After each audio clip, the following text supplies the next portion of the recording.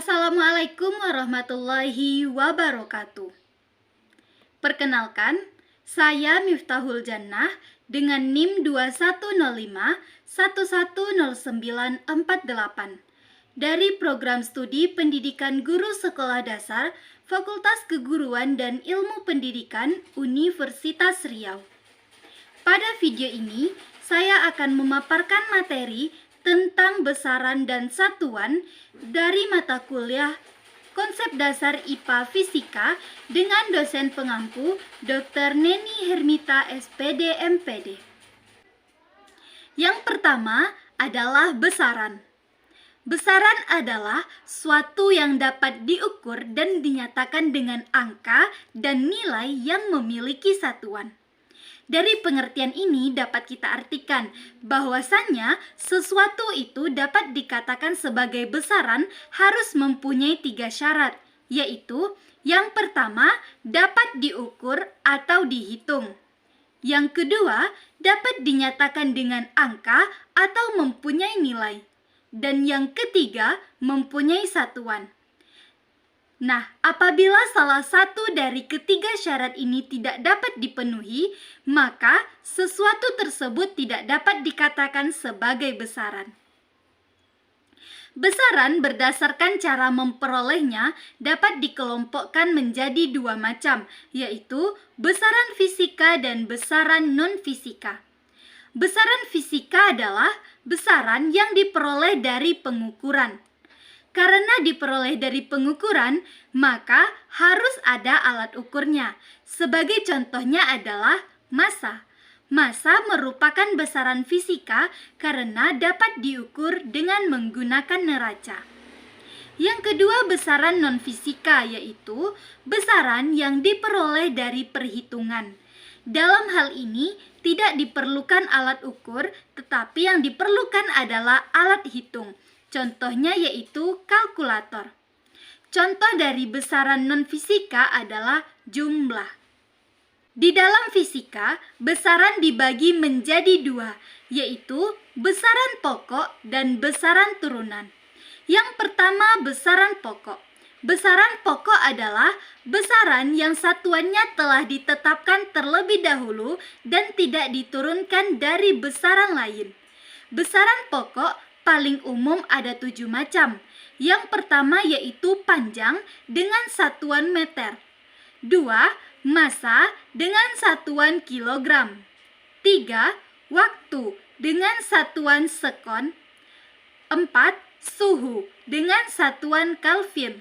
5. Kuat arus listrik dengan satuan ampere. 6. Intensitas cahaya dengan satuan candela. Dan 7. Jumlah zat dengan satuan mol. Besaran pokok mempunyai ciri khusus, antara lain 1. Diperoleh dari pengukuran langsung. 2. Mempunyai satu satuan atau tidak satuan ganda. Dan yang ketiga ditetapkan terlebih dahulu. Selanjutnya adalah alat ukur dari besaran pokok. Alat ukur dari besaran pokok yang pertama yaitu mistar. Mistar adalah alat ukur besaran pokok panjang. Alat ini berbentuk plat panjang yang terbuat dari kayu, plastik atau besi, kemudian dilengkapi dengan garis-garis skala pengukuran. Di sini saya memiliki contoh mistar yang terbuat dari besi. Skala pada mistar dibagi menjadi 2, yaitu skala utama dan skala nonius. Skala utama pada mistar dinyatakan dalam satuan sentimeter. Pada contoh ini, skala utamanya berada di bawah.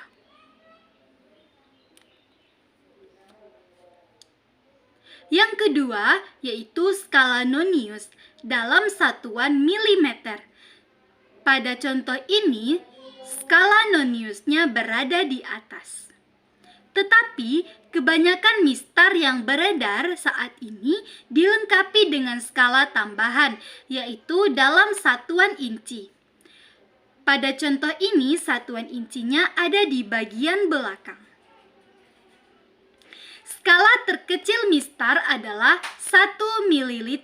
Artinya, panjang minimal yang bisa diukur oleh mistar adalah 1 mm dengan ketelitian pengukuran setengah dari skala terkecilnya, yaitu 0,5 mm atau 0,05 cm.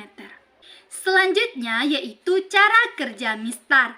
Nah, misalnya di sini saya ingin mengukur panjang spidol. Caranya yang pertama adalah dekatkan mistar dengan ujung benda yang akan diukur. Pastikan ujung mistar yang 0 berada pada ujung benda. Selanjutnya, pastikan ujung benda selanjutnya pada titik berapa. Maka itulah panjang benda tersebut. Nah, di sini dapat kita lihat bahwasannya panjang dari spidol ini sekitar 14 cm. Yang kedua yaitu rollmeter. Rollmeter adalah alat ukur besaran pokok panjang dengan jarak pengukuran yang lebih panjang daripada mistar. Meteran kecil biasanya mempunyai ukuran panjang 3 meter dan 5 meter. Sedangkan meteran panjang yang biasanya dalam bentuk roll terdapat dalam ukuran 10 meter, 20 meter, 30 meter, 50 meter, dan 100 meter. Rollmeter memiliki skala ukur yang sama dengan mistar, yaitu skala utama dan skala kecil. Satuan pada skala utama meteran adalah cm dan satuan pada skala terkecil adalah milimeter. Tingkat ketelitian meteran adalah 0,1 cm atau 1 mm. Ada juga rollmeter yang dilengkapi dengan skala inci pada sisi atas. Jarak antara 0 dan 1 pada skala inci meteran lebih besar dari satuan sentimeter, yaitu 1 inci panjangnya sama dengan 2,54 cm. Yang ketiga yaitu jangka sorong. Jangka sorong adalah alat ukur besaran pokok panjang. Alat ini berfungsi untuk mengukur panjang diameter dalam, diameter luar, dan kedalaman benda. Bagian-bagian utama dalam jangka sorong yang melakukan pengukuran tersebut adalah rahang atas dan rahang bawah dan tungkai belakang. Skala pada jangka sorong terdiri dari skala utama dan skala nonius. Skala utama terletak pada batang utama jangka sorong, dinyatakan dalam satuan sentimeter. Sedangkan skala noniusnya terletak pada rahang geser yang dinyatakan dalam satuan milimeter. Skala terkecil dari jangka sorong yaitu 0,1 mm. Artinya, panjang minimal yang bisa diukur oleh alat ini adalah 0,1 mm dengan ketelitian setengah dari skala terkecilnya, yaitu 0,05 mm atau 0,005 cm. Yang keempat yaitu mikrometer sekrup. Mikrometer sekrup adalah alat ukur besaran pokok panjang yang berfungsi untuk mengukur ketebalan benda-benda tipis seperti plat, seng, kertas, atau kawat. Bagian utama pada mikrometer sekrup yaitu rahang putar, skala utama, skala putar, dan silinder bergerigi. Skala terkecil dari mikrometer sekrup adalah 0,01 mm. Artinya, panjang benda yang bisa diukur oleh alat ini adalah 0,01 mm dengan ketelitian setengah dari skala terkecilnya, yaitu 0,005 mm atau 0,0005 cm. Yang kelima, neraca atau timbangan. Neraca atau timbangan adalah alat ukur besaran pokok massa. Neraca terdiri dari beberapa jenis, antara lain neraca dua lengan, neraca langka, neraca Ohaus, dan neraca elektronik. Pada umumnya, neraca terdiri dari bagian utama berupa mangkok atau wadah tempat meletakkan benda yang akan diukur, serta bagian skala pengukuran. Ketelitian neraca ditentukan oleh jenis neraca yang digunakan. Misalnya neraca Ohaus memiliki ketelitian 0,01 gram. Neraca digital ketelitiannya 0,001 gram dan neraca sama lengan dengan ketelitiannya 1 meter gram atau 0,001 gram. Yang keenam yaitu stopwatch. Stopwatch adalah alat ukur besaran pokok waktu. Alat ini dapat diaktifkan dan dimatikan. Stopwatch diaktifkan ketika memulai pengukuran dan pada akhir pengukuran bisa dihentikan. Ada dua jenis stopwatch, yaitu stopwatch jarum dan stopwatch digital. Stopwatch jarum memiliki ketelitian 0,1 sekon, sedangkan stopwatch digital memiliki ketelitian hingga 0,01 sekon. Yang ketujuh adalah termometer. Termometer adalah alat ukur besaran pokok suhu. Alat ini dimanfaatkan oleh sifat pemuaian dan penyusutan benda akibat perubahan suhu. Termometer terdiri dari beberapa jenis, antara lain termometer zat cair, termometer logam, termometer udara, termometer listrik, dan termometer elektronik. Sementara berdasarkan skalanya ada 4 jenis termometer, yaitu termometer Celsius, termometer Reaumur, termometer Fahrenheit, dan termometer Kelvin.